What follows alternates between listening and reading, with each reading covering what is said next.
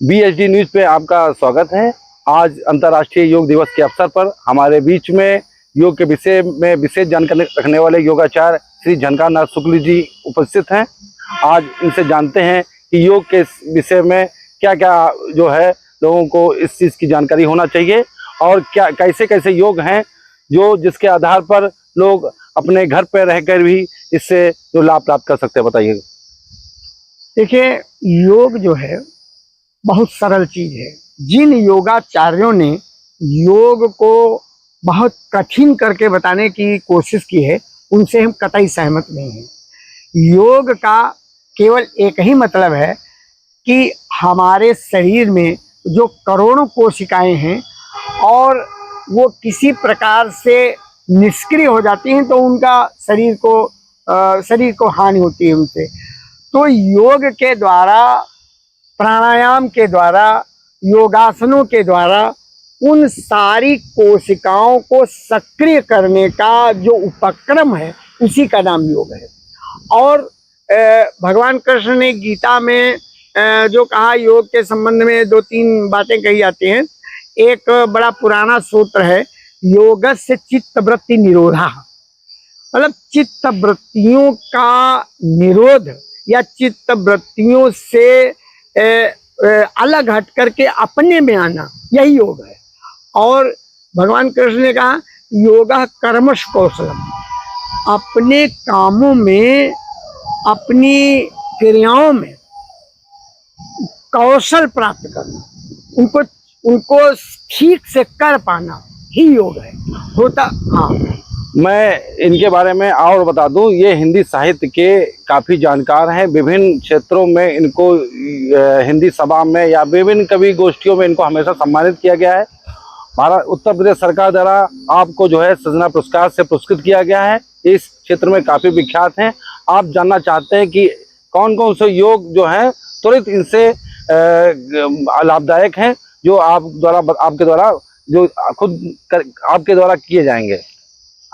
हम योग के उन 5 योगासनों को और उन 5 प्राणायामों को आप सबको और VHD चैनल के दर्शकों को बताना चाहेंगे, जो बड़े सरल हैं और सरलता से उनको प्रतिदिन बच्चा, बूढ़ा, जवान कोई भी कर सकता है और स्वस्थ रह सकता है। तो अब हमारी समझ से हम छोटा छोटा करके उनको बताते हैं कि आप उन 5 प्राणायामों और 5 योगासनों को कर करके अपने शरीर की करोड़ों कोशिकाओं को कैसे स्वस्थ रख सकते हैं और ऑक्सीजन को वहाँ उन कोशिकाओं में जाने में और शरीर को स्वस्थ रखने में कैसे सफलता मिल सकती है। चलिए अब देखते हैं आपके द्वारा किए जा रहे हैं प्रमुख योग। BHD चैनल को बहुत बहुत साधुवाद कि तमाम सारे चैनल हैं उनको इस संबंध में जानकारी नहीं, वो कभी मेरे पास आए नहीं और आप मेरे पास आए। आप जानते हैं कि हमको योग के संबंध में या योग दर्शन के संबंध में पढ़ने का और जानने का बड़ा अवसर मिला है। तो उनको बताने के पहले मैं एक बात शेयर करना चाहता हूँ, वो ये कि 23 मई 2007 को मुझे हार्ट अटैक पड़ा था। उसके बाद में 19 अक्टूबर 2015 को मेरा मेदांता में 3 स्टेंट पड़ गए। आज 21 जून 2026 है। मैं बड़े स्पष्ट और बड़े बेबाक शब्दों में ये कह सकता हूँ कि मैं दवाओं की बदौलत या डॉक्टरों की बदौलत आपके सामने इस स्थिति में नहीं बैठा हूँ।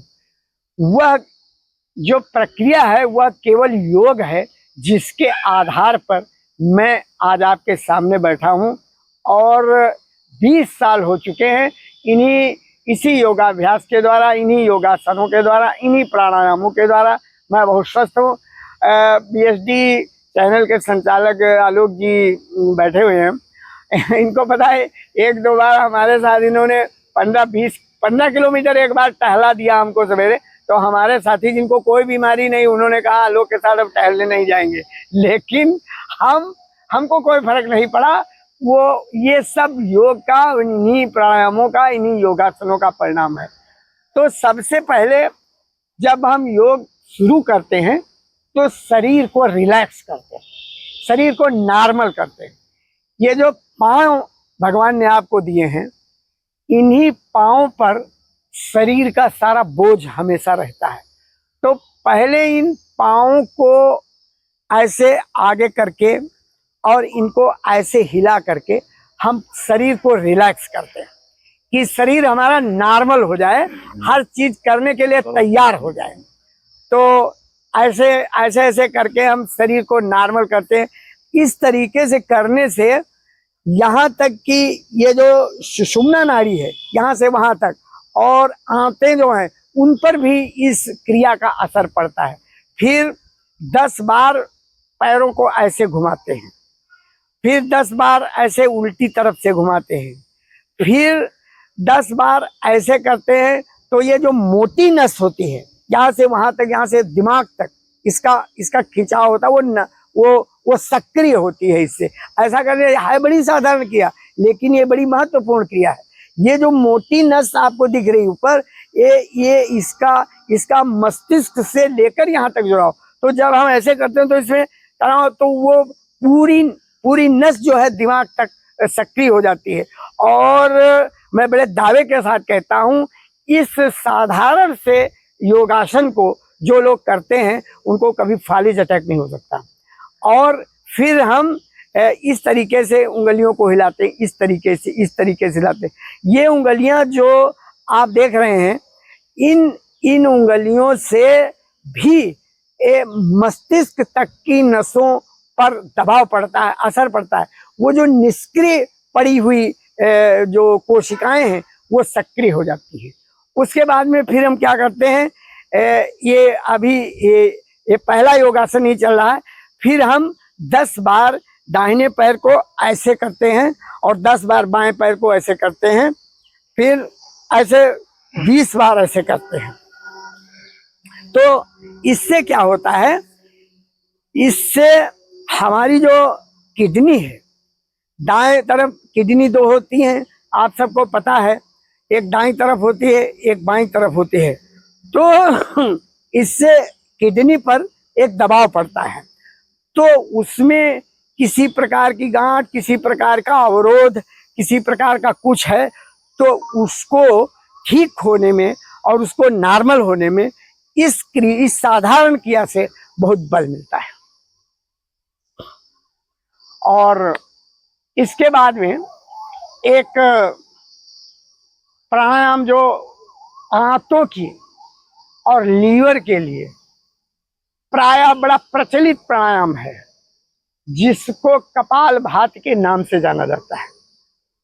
तो आपके चैनल के दर्शकों को मैं बताना चाहूँगा कि जैसे हमारे मुंह में दांत होते हैं, उन दांतों से चबा चबा के हम खाना खाते हैं, इसी प्रकार से आंतों में भी दांत होते हैं।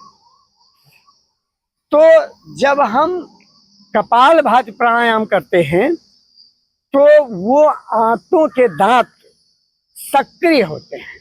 और ऐसे एक बार क्या, इसको कम से कम 1000 बार करना चाहिए। आप लोग देखिए, इसको करने से क्या होता है कि आंतों पर, लीवर पर, पैंक्रियाज पर, ये जो बड़े महत्वपूर्ण अंग हैं जो पाचन तंत्र को सरल बनाते हैं, उन अंगों पर इस कपालभाति का बहुत प्रभाव पड़ता है और पाचन तंत्र बिल्कुल ठीक हो जाता है। तो इसको ऐसे करते हैं, कम से कम 1000 बार इसको करना चाहिए, सांस भरना और निकालना।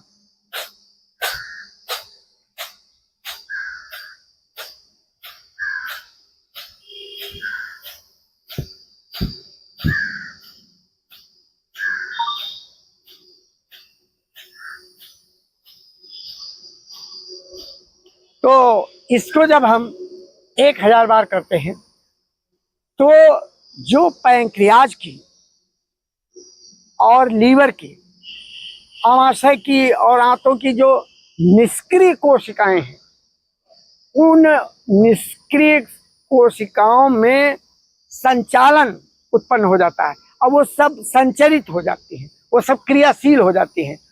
तो जो हमारा जो पाचन तंत्र है वो नॉर्मल हो जाता है और बिना किसी दवा के, बिना किसी इलाज के हम जो खाते हैं वो आसानी से पचता है और शरीर को पौष्टिक बनाता है। इस